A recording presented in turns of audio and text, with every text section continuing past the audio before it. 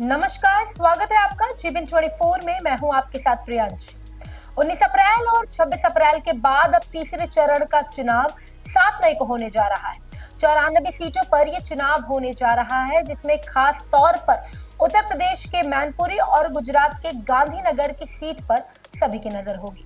गुजरात के चुनावी दंगल में बीजेपी उम्मीदवार अमित शाह का सामना होगा कांग्रेस के सोनल पटेल से, और मैनपुरी से डिंपल यादव और जयवीर सिंह से सीधा मुकाबला होगा। 7 मई को लोकसभा चुनाव के लिए तीसरे चरण की वोटिंग होगी। अभी तक 2 चरणों में 190 सीटों पर मतदान हो चुका है।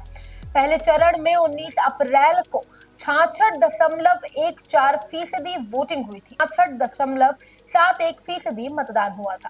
तीसरे चरण के मतदान के बाद 284 सीटों पर मतदान की प्रक्रिया पूरी हो जाएगी।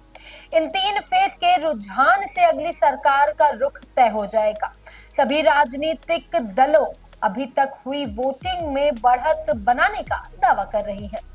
आगामी 7 मई को कई दिग्गज नेताओं का फ्यूचर इस चुनाव पर टिका हुआ है। मध्य प्रदेश के विदिशा में शिवराज सिंह चौहान, गुना शिवपुरी से ज्योतिरादित्य सिंधिया और राजगढ़ में दिग्विजय सिंह के लिए भी तीसरे चरण में वोट डाले जाएंगे।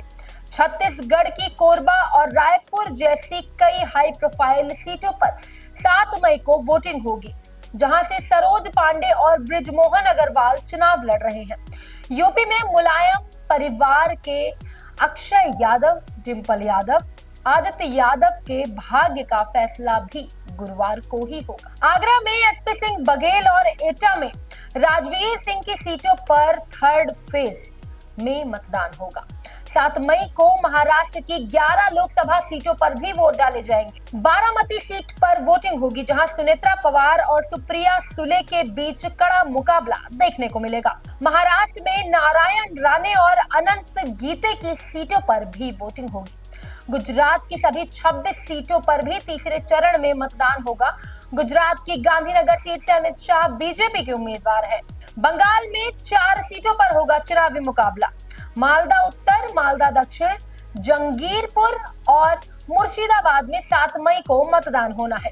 तीसरे फेज के चुनाव में लड़ रहे हैं 57 उम्मीदवारों में से जहांगीर में 14, मालदा उत्तर में 15, मालदा दक्षिण में 17 और मुर्शिदाबाद में 11 प्रत्याशी हैं। इसी के साथ आपको बता दें कि यूपी के तीसरे फेज में संभल, हाथरस, आगरा, फतेहपुर सीकरी, फिरोजाबाद, मैनपुरी, एटा, बदायूं, आंवला और बरेली में भी वोटिंग होगी। इस फेज में 100 उम्मीदवारों के भाग्य का फैसला होगा।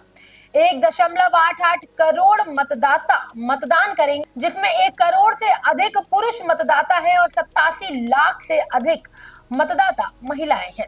मध्य प्रदेश की 9 सीटों पर भी चुनाव प्रचार थम गया है। इस चुनाव में शिवराज सिंह चौहान, केंद्रीय मंत्री ज्योतिरादित्य सिंधिया और दिग्विजय सिंह के राजनीतिक भविष्य का फैसला होगा।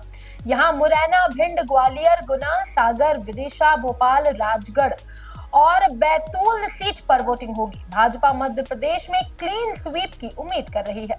मध्य प्रदेश की कुल 29 सीटों में से 12 सीटों पर 19 और 26 अप्रैल को 2 चरणों में मतदान संपन्न हो चुका है, जबकि शेष 8 सीटों पर 13 मई को चौथे चरण में मतदान होगा।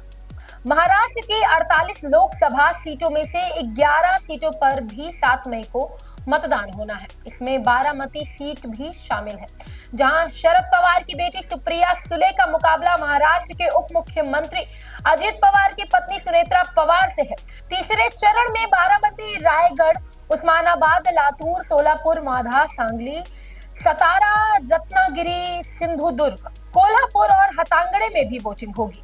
अभी के लिए फिलहाल इस राजनीतिक अपडेट में इतना ही, लेकिन ऐसी खबरों को जानने के लिए आप देखते रहिए जीवन 24।